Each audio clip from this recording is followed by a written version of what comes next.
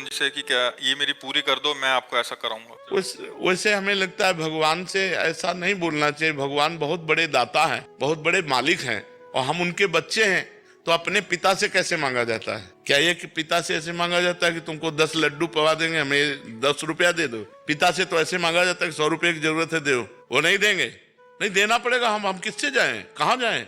आप हमारे पिता हो। ऐसे ही भगवान से मांगना चाहिए कि प्रभु ये समस्या है, इसका समाधान कीजिए।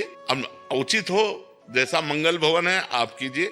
अब ये जो हम लोग अज्ञानवश कहते हैं कि तुम्हें 500 रुपया के भोग, लड्डू के भोग लगा देंगे तो काम करो, तो हमें लगता है ये सही नहीं है। आप 500 रुपया का भोग लगा दो, बड़ी बात है, लेकिन ये बात कहना कि देखो, अब आपसे कहें जैसे कि आप अमुक काम कर दो, आपको 100 रुपया देंगे, ऐसे ही काम तो हुआ ना भगवान के लिए। कि आप अमुक काम कर दो, 500 को लड्डू पवा देंगे, मतलब भगवान को नौकर समझा है क्या? आप ये किसके लिए कहा जाता है? तो एक नौकरी हुई ना, तो भगवान के लिए क्या ये उचित है ऐसा कहना?